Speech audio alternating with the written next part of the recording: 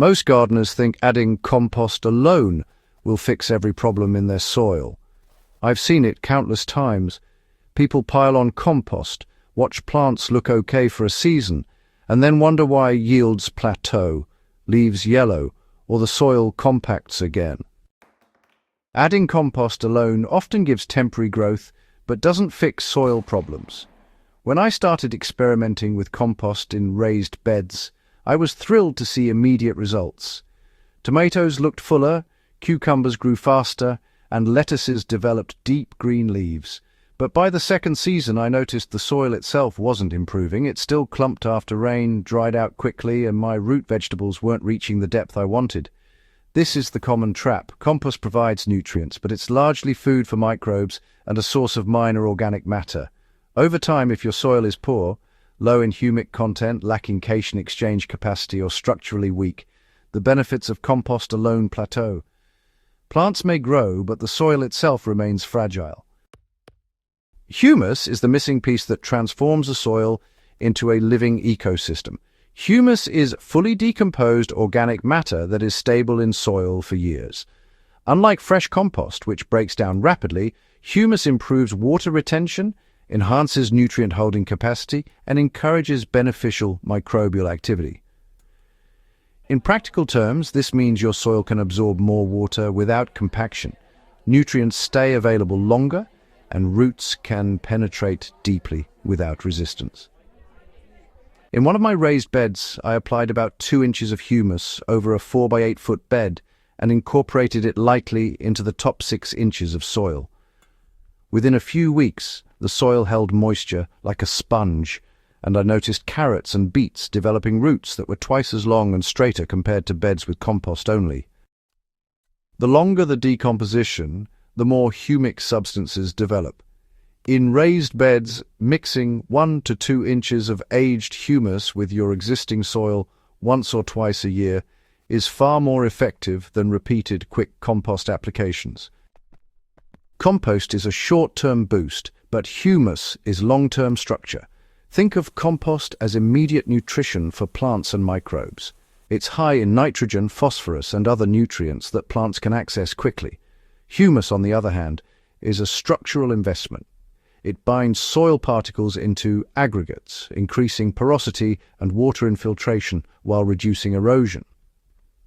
When I switched half my hydroponic media in NFT systems to a mixture that included finely aged humus, the roots stayed healthier, less prone to disease, and the plants had better nutrient uptake overall. This is why relying on compost alone often leaves gaps.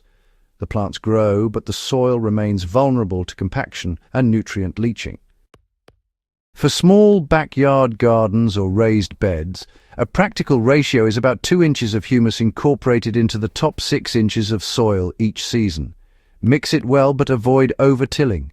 Humus works best when it's integrated without disrupting the soil food web. In existing beds, apply 1 inch on top and lightly fork it in. In new beds, build a layer of 2 inches and mix with 4 to 6 inches of native soil. For hydroponic setups, finely sieved humus can be mixed with inert media at a ratio of roughly 10 to 15% by volume. It improves nutrient buffering and microbial activity without clogging pumps or channels. Combine compost and humus strategically, don't just layer them. I've seen gardeners pile compost on top of soil and humus underneath, expecting synergy. That works partially, but the best approach is integration. When I prepare a raised bed, I usually spread 2 inches of humus across the soil, lightly mix it into the top 6 inches, and then top with 1 to 2 inches of fresh compost. The compost feeds microbes and plants immediately, while the humus stabilizes the soil, retains moisture, and builds structure. Over the growing season, the compost breaks down, microbes feed on it, and the humus continues improving soil over years, not months. Timing matters more than frequency. Compost can be applied multiple times during a growing season. Side dressing tomatoes with a handful of finished compost works well. Humus, however, doesn't need frequent application. 1 or 2 times a year is sufficient for long-term soil improvement. I usually do it in early spring before planting or in late fall after the last harvest. The goal is to integrate it when the soil is workable and microbes can start interacting with it, rather than spreading humus every month, which is unnecessary and labor-intensive. Watch for soil responses to understand what's happening. After adding humus, you'll notice a few changes if done correctly. Soil will hold moisture longer without becoming soggy. Root crops will penetrate deeply, and leafy vegetables will have improved turgor. Over multiple seasons, nutrient retention improves, reducing the need for frequent fertilization. In my garden, lettuce, kale and chard respond visibly within weeks, but crops like carrots, potatoes and beets demonstrate the long-term structural benefits over months. Humus essentially gives roots the freedom they need to develop fully, rather than being restricted by compacted or nutrient-poor soil. Don't forget the microbial angle. Compost feeds microbes in the short term, but humus provides habitat and energy reserves for long-term microbial communities. Beneficial fungi, bacteria and protozoa thrive in humus-rich soil, improving nutrient cycling and even suppressing pathogens. In one raised bed I monitored, fungal hyphae increased visibly around humus-amended areas, correlating with better phosphorus uptake in tomatoes. A soil teeming with microbes is more resilient, holds nutrients better, and supports plant health naturally. This is what compost alone rarely achieves. Practical tips for building humus in your own garden.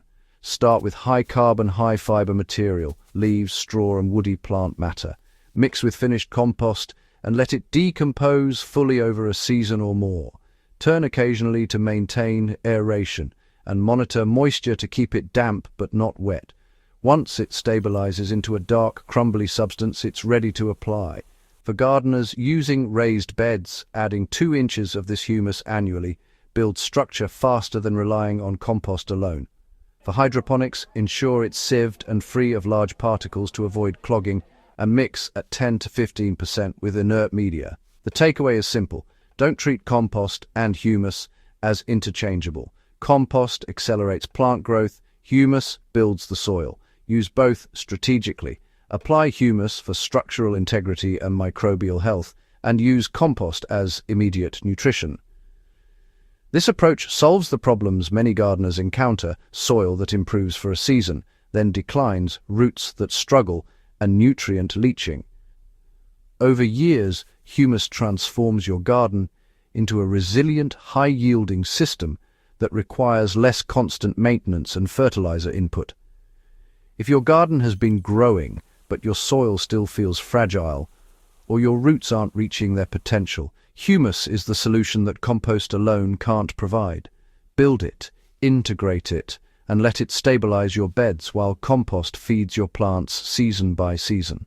For gardeners who want real results in their backyard, raised beds, or even hydroponic setups, understanding the difference between compost and humus is the key to lasting fertility. Subscribe to Easy Garden Life if you want more practical, tested strategies that actually make your soil and plants thrive, and share this video with fellow gardeners who are serious about building better food, not just temporary growth. Great soil is the foundation, and humus is the secret ingredient that finally fixes it.